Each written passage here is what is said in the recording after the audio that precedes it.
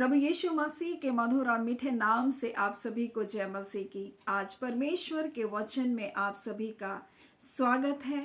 आज अंतर्राष्ट्रीय महिला दिवस है। सो मैं जितनी महिलाएं आज परमेश्वर के वचन से आप जुड़ती हैं, मैं आप सभी को महिला दिवस की हार्दिक शुभकामनाओं को देती हूँ। परमेश्वर पिता आप सबको बहुत आयत से आशीष को दे। आज विशेष संदेश मैं महिलाओं के लिए दे रही हूँ और निश्चय करके आप सभी के लिए आशीष का कारण होगा। जब आप उत्पत्ति पहला अध्याय को पढ़ेंगे तो इस प्रकार से उसके 26 में लिखा है, फिर परमेश्वर ने कहा, हम मनुष्य को अपने स्वरूप में और अपनी समानता में बनाए। परमेश्वर जब मनुष्य को बना रहे, चाहे वो स्त्री हो चाहे पुरुष हो, परमेश्वर कहता है मैं उसको अपने स्वरूप और अपनी समानता में बनाऊंगा। मेरे प्रियो, कई बार स्त्रियां सोचती है कि हम कमतर हैं और उसको तो बहुत ज्यादा प्रशंसा या उसको उत्साहित होने कोई करे, इस प्रकार से वो चाहती हैं। परंतु मैं आज आपको बताना चाहती हूँ, परमेश्वर ने आपको अपने स्वरूप में और अपनी समानता में बनाया। आप कमतर नहीं है, इस बात को आप जाने। परमेश्वर ने जब हवा को बनाया तो उसने आदम की सहायिका के रूप में उसको बनाया, हेल्पर के रूप में आपको बनाया। आपको कमतर नहीं बनाया। हाँ, लेकिन एक स्थान जरूर है जो परमेश्वर अपने वचन के द्वारा हमें बताता है, और वो ये है कि आदम को सिर बनाया और स्त्री को उसकी देह बनाया। क्यों कर मैं आज कुछ बातों को आपको बताना चाहती हूँ। मेरे प्रियो, जब हवा ने गलती की तो उसके बारे में पूछपाछ परमेश्वर हवा से नहीं कर रहा है, परंतु आदम से कर रहा है, क्योंकि आदम पहले बनाया गया और आदम की पसली से तो परमेश्वर ने हवा को बनाया, हड्डी से बनाया। मेरे प्रियो, इसलिए एक स्त्री बहुत ज्यादा मजबूत होती है और वो कितने ही प्रकार के मानसिक दबाव से अपने परिवार में होकर गुजरती है। परिवार की देखभाल करते हुए कई निराशापूर्ण स्थितियों से होकर गुजरते, कई बार ऐसी परिस्थितियों से जो मानसिक दबाव के समान है, वो उनसे गुजरते हुए भी वो क्या करती, मजबूती के साथ खड़ी रहती है। और एक स्त्री कभी भी अपने परिवार को जल्दी से नहीं तोड़ती। आप देखें, वो बहुत धीरज धरती है अपने परिवार के लिए, वो प्रार्थना करती है। और आप ज्यादातर देखिए कलीसियाओं में सबसे ज्यादा संख्या स्त्रियों की है। मेरे प्रियो, स्त्रियां अपने परिवार के लिए आंसू को बहाती है, उपवास को रखती है, प्रार्थना करती है, बहुत ज्यादा भेंट दानों को देती है। और यीशु मसीह के समय भी बहुत सारी धनी स्त्रियां इसी प्रकार तो यीशु मसीह के साथ चलते हुए अपने धनों के द्वारा सेवा कर रही थी, उसकी अगुवाई कर रही थी, उसकी मदद कर रही थी यीशु मसीह को सेवकाई में। मेरे प्रियो, हम स्त्रियों को देखते हैं हर जगह बाइबल में उसके स्थान को बहुत ज्यादा बताया गया, उजागर किया गया। यीशु के जी उठने के समय, उस कब्र के समय हम देखते हैं मेरे पर एक पापिन स्त्री जो पापों में थी, और यीशु मसीह उसे जाकर कहता है मुझे सामरिया से होकर गुजरना आवश्यक है उसके जीवन को बचाने के लिए। यानी यीशु मसीह स्त्री को बहुत महत्व देता है कि उसका जीवन, क्योंकि अगर एक स्त्री मेरे प्रियो जब खड़ी हो जाती अपने परिवार के लिए, वो उसका पति, परिवार, बच्चा, पूरे घराने को लेकर वो आने वाली हो सकती है मेरे प्रियो। और इसलिए स्त्रियां कभी भी अपने आप को कमजोर ना समझें, क्योंकि परमेश्वर ने उसको अपने स्वरूप, अपनी समानता में बनाया। और जब उसने आशीष को दिया तो इस प्रकार से लिखा है उत्पत्ति उसके पहले अध्याय और उसके 28 में, और परमेश्वर ने उसको आशीष दी, कहा और फूलो फलो। उसने सिर्फ आदम को नहीं आशीष दिया, उसने आपको भी बराबर आशीष को दिया। आपको कम आशीष नहीं दिया कि नहीं तुमको केवल दे रहा हूं आदम और तुम्हारी आशीष से उसको भी थोड़ा मिल जाना चाहिए, नहीं, ऐसा नहीं। परंतु परमेश्वर का वचन कहता है जिसने स्त्री ब्याह ली उस पर यहोवा का अनुग्रह हुआ। मेरे प्रिय, स्त्रियां अनुग्रह को लेकर अपने परिवार में जाती है, अपने ससुराल में जाती है। आप वो है जो ग्रेस को लेकर जाती है। मेरे प्रियो, जिस घर में अब विवाहिता का घर है और जहां स्त्री जिस घर से निकल जाती है उस घर में कोई नहीं जाता। अब जिस घर में मां नहीं होती, जिस घर में बुजुर्ग नहीं होते, उस घर में कोई नहीं जाना पसंद करता। और लोग तो ऐसे ही परिवार में जहां स्त्रियां होती वहां जाते हैं, लेकिन जिस घर में केवल पुरुष होता है उस घर में कोई भी नहीं जाते। स्त्रियां अनुग्रह को लेकर आती है मेरे प्रियो। आप अपने आप को कमतर, अपने आप को कमजोर कभी भी ना समझे, क्योंकि परमेश्वर ने आपको अपनी स्वरूपता, अपनी समानता में बनाया और आपको हड्डी से बनाया गया। आप मजबूत हैं, अपने आप को कभी भी कमजोर ना समझे। और परमेश्वर का वचन इस प्रकार से कहता है, उसको आशीष को दिया और इस प्रकार से कहा फूलो फलो और पृथ्वी में भर जाओ और उसको अपने वश में रख दो, यानी आपको अधिकारी भी बनाया। आपको कितना अधिकार का क्षेत्र दिया गया है। जब एक स्त्री अपने परिवार में रहती है, वो एक माँ होती है, एक बहन होती है मेरे प्रियो, वो कई रिश्तों को एक साथ निभाती है। किसी की भाभी होती है, किसी की चाची होती है, किसी की देवरानी होती है, किसी की जेठानी होती है मेरे प्रियो, कितने रिश्तों को निभाती है। किसी की सास बनती है, किसी के कुछ कुछ रिश्ते और होते हैं मेरे प्रिय, बहुत सारे रिश्ते एक स्त्री के। और वो स्त्री हर जब एक परिवार में जाती है तो सारी जिम्मेदारी को निभाती है। कभी वो अपने बहनों का ख्याल रखती है, तो कभी अपने देवरानियों का ख्याल रखती है, तो कभी अपने माँ का ख्याल रखती है, तो कभी अपने सास का ख्याल रखती है, और एक पूरा परिवार को संभालती है।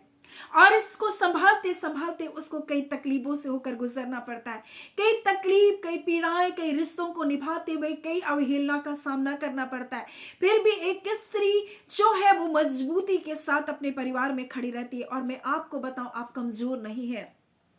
परमेश्वर का वचन इस प्रकार से कहता है।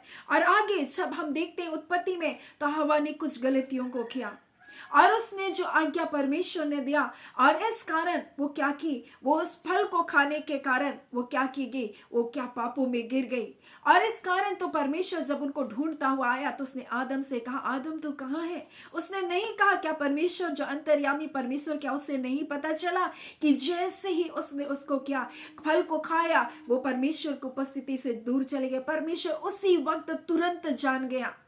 लेकिन परमेश्वर आकर के सवाल किससे पूछ रहा है, आदम से। मेरे प्रियो, आप पुरुष होकर परमेश्वर ने आपको सिर बनाया, आपको एक जिम्मेदारी दी आपके परिवार के लिए। परमेश्वर आपसे सवाल जवाब करेगा कि आपने अपनी स्त्री का, अपनी पत्नी का, अपनी बहन का, अपने माँ का, अपने भाई, अपने परिवार के, अपने कुटुंब संबंधियों का आपने कैसा ख्याल रखा। परमेश्वर, क्या वो गलत रास्ते में जा रहे तो आप कैसे उनके लिए कार्य को कर रहे हैं, क्या आप उस जिम्मेदारी को निभा रहे हैं। क्योंकि पुरुष को परमेश्वर ने सवाल किया कि तू कहाँ है आदम, मेरे प्रियो। और आदम तो दोष लगाने लगा। कई बार परिवार में ये दोष लगाना परिवार में दूरियों को लेकर आता है मेरे प्रियो। उसने ऐसा क्या, हाँ हो सकता है स्त्रियों की कुछ गलती रही होगी, लेकिन पुरुष को किस प्रकार से यीशु मसीह ने कहा, बोलते हैं कि वो सहनशील हो। जैसे तुम अपने देह से प्यार करते हो वैसे तुम अपनी स्त्री से प्यार करना मेरे प्रियो। जैसे मसीह ने अपनी कलीसिया के लिए, अपने लोगों के लिए अपना लहू को बहा दिया, वैसे एक सहनशील जीवन को पुरुष के लिए परमेश्वर बताता है मेरे प्रियो। मसीह ने अपनी कलीसिया के लिए अपने जान को दे दिया, अपनी कलीसिया को बचाने के लिए यीशु मसीह ने अपना लहू को बहा दिया। और इसलिए आज वो जो कलीसिया है, आज उसको अपने दूल्हे के लिए कैसा तैयार होना, इस बात को भी ध्यान देना है।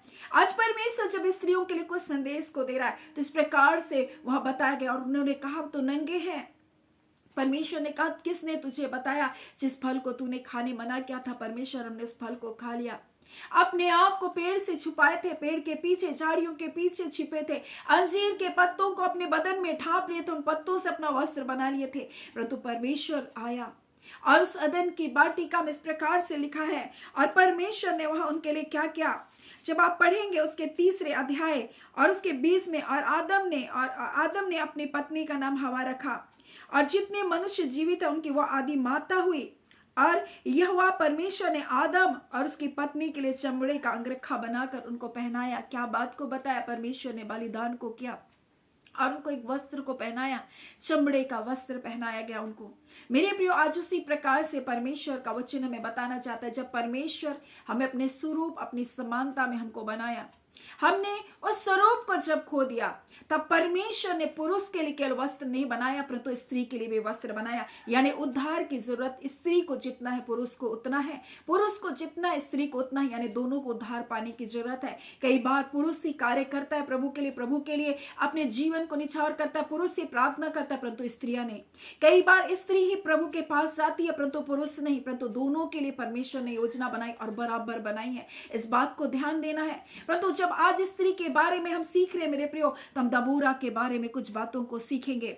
जब आप न्यायों की पुस्तक को पढ़ेंगे उसके 5वें अध्याय उसके 12 में, तो इस प्रकार से लिखा है, जाग जाग हे दबोरा, जाग, गीत सुना। ये क्यों कर कह रही है मेरे प्रियो, वो अपने आप को जागृत कर रही है। कई बार स्त्रियां बहुत ज्यादा प्रोत्साहन के लिए वो क्या करती है, भूखी होती है। वो सोचती है मेरा पति मेरी प्रशंसा करे, लोग मेरी प्रशंसा करे। अपने ससुराल में कोई कार्य करती है और जब उसकी प्रशंसा नहीं होती वो टूट जाती है। मैं बरसों बरस इस परिवार के लिए इतना कुछ किया, लेकिन आज तक मुझे मेरे परिवार के लोगों ने कोई प्रोत्साहन नहीं दिया, मेरे परिवार के लोगों ने कोई मेरे बारे में अच्छा नहीं कहा, बशर्ते मेरी कमियों को निकालते रहे। परंतु आज परमेश्वर कहना चाहता है तू दबोरा है और तू जाग। उसने अपने आप को जागृत किया। उसने ऐसा नहीं कहा मेरा पति आकर कहे अरे दबोरा तू जाग, तू जागृत हो, और उसने कहा जाग तू गीत सुना बोल रही है। वो गीत सुना क्योंकि ये दबोरा एक घरेलू स्त्री थी मेरे प्रियो। उसका एक परिवार था, परिवार की जिम्मेदारी थी मेरे प्रियो।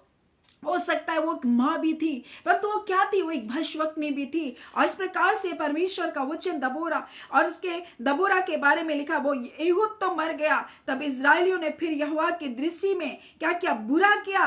और यहाँ पर जब बुरा करते गए और वहां पर कोई न्याय नहीं था, न्यायों की पुस्तक में उस समय कोई न्याय करने के लिए नहीं था। और उस समय लपीदोत की स्त्री दबोरा जो नबिया थी, वो एक नबिया थी और इजराइल का न्याय करती थी। वो परमेश्वर का मुख बन करके लोगों के सामने लोगों का न्याय करने के लिए बैठ गई। वो स्त्री थी, वो लपीदोत की क्या थी, स्त्री थी, वो एक पत्नी थी मेरे प्रियो। एक पत्नी एक जिम्मेदारी को किस प्रकार से निभाती आप जानते हैं। आप एक पत्नी है, आप जानते हैं आपकी कितनी जिम्मेदारी है, आप जानते हैं। लेकिन वो एक नबिया भी थी। उसने सिर्फ उतने तक अपने आप को सीमित नहीं किया। परमेश्वर ने जब आपको बनाया, अपने स्वरूप अपनी समानता में आपको बनाया, अपने आप को सीमित ना कर ले मेरे प्रियो। कई बार हम सीमित हो जाते अपने परिवार में, अपने बच्चों में, अपनी जिम्मेदारी में। परंतु मैं आपको बता दूं, दबोरा सिर्फ अपने परिवार में सीमित ना रही, परंतु इजराइल के लिए एक नबिया बन गई। और इस प्रकार से लिखा वो न्याय करती रही। और प्रेम के पहाड़ी देश में रामा और बेतेल के बीच दबोरा लिखा है खजूर के तले बैठा करती थी और इजरायली उसके पास न्याय के लिए आया करते थे। और इस प्रकार से यहां पर लिखा है कि बाराक आता है और बाराक को परमेश्वर प्रेरित करता है अपने लोगों के छुटकारे के लिए। और बाराक कहता है चल तू मेरे साथ युद्ध के लिए। और बाराक उससे कहता है यदि तू मेरे संग नहीं चलेगी तो मैं भी नहीं जाऊंगा। क्यों कर मेरे प्रियो, एक स्त्री को कर रहा है बाराक, क्योंकि वह जानता है ये नबिया है। और इस प्रकार से आगे चलकर हम देखते हैं आने वाली बातों की भविष्यवाणी भी वो करती है। वो एक भविष्यवक्ता भी है, एक घरेलू स्त्री भी है, और वह गीत को भी गा रही है, यानी कि वो परमेश्वर के आराधक भी है। एक स्त्री, एक माँ है, एक पत्नी है, एक आराधक है, एक गीत को लिखने वाली है ये। और इसके बारे में इस प्रकार से लिखा, ये नबिया है, परमेश्वर का मुंह है। और ना सिर्फ वो, परंतु आने वाली बातों की भविष्यवाणी कर रही है। और बाराक जानता था अगर ये मेरे साथ युद्ध में जाएगी तो हम जीतेंगे। मेरे प्रियो, उसी प्रकार से मैं आपसे कहना चाहती हूँ, आप अपने आप को बल धारण कीजिए, अपने आप को जागृत कीजिए, अपने आप में अपने आप को उत्साहित कीजिए कि आप कौन है। परमेश्वर ने आपको अपने स्वरूप अपनी समानता में बनाया, परमेश्वर ने आपको आशीष दिया, परमेश्वर ने आपको अधिकार को दिया। सिर्फ उसने आदम को अधिकार नहीं दिया, उसने स्त्रियों को भी अधिकार दिया, जो अधिकार हमने खो दिया। परंतु परमेश्वर ने हमारे उद्धार की योजना बनाया, यीशु मसीह के द्वारा हमने उद्धार को पाया, उसने हमें अधिकार को दे दिया। मेरे प्रियो, आज परमेश्वर अपने वचन के द्वारा हमें बताना चाहता है। परमेश्वर हमें चाहता है कि हम जागृत हो, हम जागे अपने जीवन के लिए। मेरे प्रियो, कई बार हम रोते रहते अपने घर में, हम विलाप करते रहते हैं, लेकिन आप वो हैं जो घुटनों में आकर अपने परिवार के लिए उद्धार का कारण बन सकती हैं। आप वो हैं जो अपने लोगों के लिए छुटकारा का कारण बन सकती है। और इस प्रकार से उसके बारे में लिखा है, जब आप न्यायों 5वां अध्याय को पढ़ेंगे तो उसमें 7वें में इस प्रकार से लिखी, जब तक मैं दबोरा ना उठी, वो अपने बारे में कहती है मैं ना उठी तब तक इजराइल में माता होकर, जब तक मैं इजराइल में माता होकर ना उठी, उसके गांव सूने पड़े रहे। मेरे प्रियो, आप वो हैं, आपके चारों ओर देखिए सूनापन है, आपके अड़ोस पड़ोस में देखिए सूनापन है। लोग व्यसनों में जी रहे, जरा चारों ओर अपनी आंखों को उठाकर देखिए। लोग पापों में अपनी जिंदगी को जी रहे, जरा अपनी आंखों को उठाकर देखिए। आपकी कलीसिया में लोग कैसे मूर्ति के समान जिंदगी को जी रहे, अपनी आंखों को उठाकर देखिए। आप उठाकर देखिए कि वहां कोई जागृति नहीं, उठाकर अपनी आंखों को देखिए, कोई युद्ध नहीं वो लड़ रहे। मेरे प्रियो, सूना पड़ा हुआ था, लोग बंधुआई में पड़े हुए थे, परंतु ये दबोरा उठी, ये उठी, उसके परिवार की जिम्मेदारी थी, फिर भी वो उठी। मेरे प्रियो, अपने लोगों के लिए उठी। मेरे प्रियो, आज आपको अपने परिवार के लिए ही नहीं, परंतु अपने समाज के लिए, अपने जाति के लिए, अपने कुटुंब के लिए आपको उठने की जरूरत है। और इसलिए वो कहती है दबोरा जाग जाग, बोलती है जाग, और गीत को सुना बोल रही है। ये गीत बनाकर उसने इसलिए गाया ताकि हम और आप आज जागृत हो सके। मेरे प्रियो, आप जाने परमेश्वर ने आपको अपने स्वरूप अपनी समानता में बनाया। आप जाने परमेश्वर ने आपके लिए भी लिए अपने इकलौते पुत्र यीशु मसीह को दिया। आप जाने उस पापिन स्त्री के लिए यीशु मसीह कहता है मुझको सामरिया से होकर गुजरना आवश्यक है, मुझे सामरिया से होकर जाना आवश्यक है, क्योंकि वहां एक स्त्री है जो 5 पति कर ली, आज भी प्रेम को ढूंढ रही है, आज भी प्रोत्साहन को ढूंढ रही है, आज भी अपने जीवन में आशा को ढूंढ रही है, आज भी निराशाओं में पड़ी है। और आज मैं आपसे कहना चाहती हूँ, हे मेरे प्रिय बेटियों, आप निराशाओं ना पड़े रहे। आपको किसी ने छोड़ दिया, आपको किसी ने ठुकरा दिया, हो सकता है आपके कार्य का कोई प्रोत्साहन आपके घर में ना हो सकता है आपके पति आपकी अवहेलना करता हो, लेकिन आप जागृत हो। और इसने इस गीत को गाया और उसने कहा जब तक मैं दाबोरा ना उठी, जब तक मैं इज़राइल की माता होकर ना उठी, मेरे गांव क्या थे, सूने पड़े हुए थे। वो सूना पड़ा हुआ है। आपके जागने की जरूरत है, आपको जागृत होने की जरूरत है, आपको प्रार्थना करने की जरूरत है, आपको परमेश्वर के निकटता में आने की जरूरत है, उससे प्रेम करने की जरूरत है। वो प्रेमी परमेश्वर है आपका, उसने आपको अपना स्वरूपता दिया। मेरे प्रियो, आप अपनी स्वरूपता को ना खोएं। परमेश्वर का वचन कहता है बहुत सी स्त्रियों ने बहुत अच्छे अच्छे काम किए। मेरे प्रियो, आज महिला दिवस है और लोग स्त्रियों की काबिलियत के बारे में बहुत सारा बखान करेंगे। मेरे प्रियो, बहुत सारी बात करेंगे। उसने ये आविष्कार किया, उस स्त्री ने, उसने इस प्रकार से लोगों की सहायता किया। मेरे प्रियो, बहुत सारी स्त्रियों ने अपने आप को इस प्रकार से नहीं छोड़ दिया। जब आप पंडिता रमाबाई के बारे में जानेंगे, उसने ये नहीं सोचा कि कोई आ करके मेरे इस कार्य को करे, परंतु उसने खुद स्वयं अपनी जिम्मेदारी को लिया कि मुझे इस कार्य को करना है, मुझे बच्चियों के लिए कार्य को करना है, मुझे इन विधवाओं के लिए कार्य को करना है। मेरे प्रिय, हो सकता है आपको लग रहा है मैं अकेली हूं, सिर्फ मैं अकेली हूं। नहीं मेरे प्रिय, परमेश्वर अपना आत्मा आपको दिया, आप अकेले नहीं हैं, उसका सहायक आपके साथ है। मेरे प्रियो, आदम के लिए एक सहायक बनाया गया, वो हवा थी, परंतु आज हम सब के लिए एक सहायक है, वो पवित्र आत्मा है। आज हम अकेले नहीं हैं और हम पवित्र आत्मा के द्वारा जो हमारी निर्बलताओं में अपना सामर्थ्य को सिद्ध करता है, उसके द्वारा हम एक विजय जीवन को जी सकते हैं। मेरे प्रियो, वो बुद्धि का आत्मा है, वो ज्ञान का आत्मा है, वो समझ का आत्मा है। जिस मार्ग में आपको जाना है वो आपकी अगुवाई करेगा। इसलिए अपने आप को जागृत करें, अपने आप को प्रोत्साहित करें। आप वो है जिसको परमेश्वर ने अधिकार को दिया, आप वो है जिसको परमेश्वर ने अपने स्वरूपता को दिया, आप वो हैं जिसके लिए यीशु मसीह ने अपने लहू को बहाया, आप वो हैं जिसको परमेश्वर ने आशीष को दिया। इसलिए कभी भी अपने आप में कमजोर और अपने आप में हीन भावना से ना ग्रसित हो। बहुत सारी स्त्रियों ने अच्छे अच्छे काम तो किए, परंतु परमेश्वर का वचन कहता है जो यहोवा का भय मानता उसकी प्रशंसा होगी। मेरे प्रियो, जो यहोवा के मार्गों में चलता उसकी प्रशंसा होगी। मेरे प्रियो, स्वर्ग में भी आपकी सराहना होगी। मेरे प्रियो, मरियम अपने आप को नम्र और दीन की, और वो कहती है अब से तो युग युग के लोग मेरी प्रशंसा करेंगे, अब से तो युग युग के लोग मेरे नाम को जानेंगे। मेरे प्रियो, मरियम ने अपनी जगह को बनाई, दबोरा ने अपनी जगह को बनाई, रूत ने अपनी जगह को बनाई। आप अपनी जगह को बनाए परमेश्वर के राज्य में। मेरे प्रियो, आप अपने जीवन में रोते ना रहे, कमजोर ना रहे। मेरा कोई नहीं है, मेरा सहायक कोई नहीं है, मैं एक सिंगल मदर हूं मेरे प्रियो, लेकिन परमेश्वर मेरे साथ है। मैं जानती हूँ परमेश्वर मुझे मेरी निर्बलताओं में मेरी सामर्थ्य है। मैं जानती हूँ परमेश्वर मेरा बल है। आप लोगों को देखते ना रहे, आप लोगों के प्रोत्साहन की अपेक्षा ना करते रहे, परमेश्वर आपकी प्रशंसा करे, उस प्रशंसा के खोजी हो। मेरे प्रियो, इस संसार में आज लोग आपको अच्छा बोलेगा, लेकिन कल आपको फिर से बुरा बोल सकता है, लेकिन वो परमेश्वर जिसका ना प्रेम बदलता है ना उसकी करुणा आपके लिए बदलेगी। सो परमेश्वर आपसे बहुत प्रेम करता है, इस बात को आप कभी भी ना भूले। परमेश्वर पिता इन वचनों के द्वारा आप सभी को बहुत आयत से आशीष को दे। आमीन। आइए हम प्रार्थना करेंगे।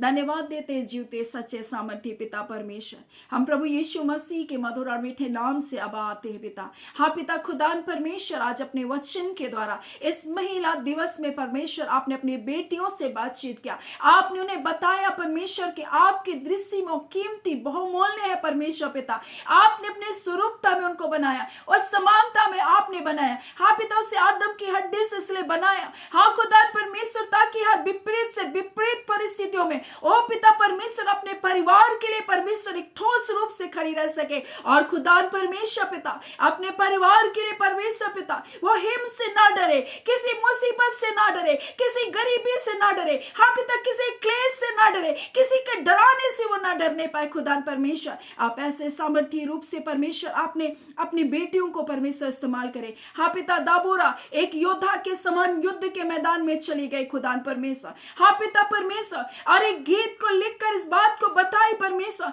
कि परमेश्वर ने उसको एक नया गीत को दिया। हाँ पिता, वो गीत को लिखने वाली, वो गाने वाली बनी, अपने परिवार की जिम्मेदारी को निभाने वाली बनी। हाँ पिता, इजराइल के लिए माता बन गई खुदा। हाँ पिता, एक भविष्यवक्ता बन गई परमेश्वर, और उसने कहा इस युद्ध में एक महिला के द्वारा ही परमेश्वर जय को देगा। हाँ खुदान परमेश्वर, वो नबिया थी, लोगों के लिए न्याय करती रही, और परमेश्वर एक स्त्री में आपने इतनी सारी खूबियों को डाल दिया क्योंकि वो आपका भय मानती थी। खुदान आज आपके बच्चे आपके डर और आपके भय में चलने पाए, आपकी महिमा का कारण बनने पाए। खुदान एक एक जनों को ब्लेस करते, एक एक पुरुष को, एक एक स्त्री आशीषित हो, एक परमेश्वर आपके घराने का निर्माण करने वाले हो सके, एक मसीह मजबूत घराना बनकर लोगों के लिए आशीष का कारण बनने पाए। हम इस ब्लेसिंग को एक परिवार के लिए देते, हर एक टूटे रिश्ते यीशु के नाम से जुड़े, हर प्रकार के अनबन टूटे, और जब पति और पत्नी एक हो जाए परमेश्वर, हाँ खुदा निश्चय करके बड़ी आशीष से परिवार में आप देने वाले परमेश्वर हैं। हाँ खुदा परमेश्वर, क्योंकि आप नहीं चाहते परमेश्वर के दोनों अलग रहे, आपकी इच्छा है कि दोनों एक साथ रहे। और खुदा परमेश्वर, आज जितने भी परिवारों में मतभेद है, खासकर पति पत्नी के बीच में निराशाएं, हताशाएं, दूरियां हैं, यीशु के नाम से वो सारे बंधन टूटे, पति पत्नी एक होने पाए परमेश्वर पिता, और एक मन से प्रभु जी आपकी महिमा करने वाले हो सके। जितने बीमार हैं यीशु के नाम से चंगे किए जाए पिता, जितने अंधकार के बस के बंधन में, सारे बंधन यीशु के नाम से तोड़े जाए। आपका धन्यवाद पिता, आपने प्रार्थना सुना। हम एक एक व्यूवर्स को ब्लेस करते, एक एक बच्चे, जवान, बेटे बेटियों को ब्लेस करते हैं। धन्यवाद, आपने प्रार्थना सुना। प्रार्थना हम यीशु के नाम से मांगते हैं, दया सुन अनुग्रह से ग्रहण कर लीजिएगा। आमीन। परमेश्वर पिता आप सभी को बहुत आया से आशीष को दे। आमीन।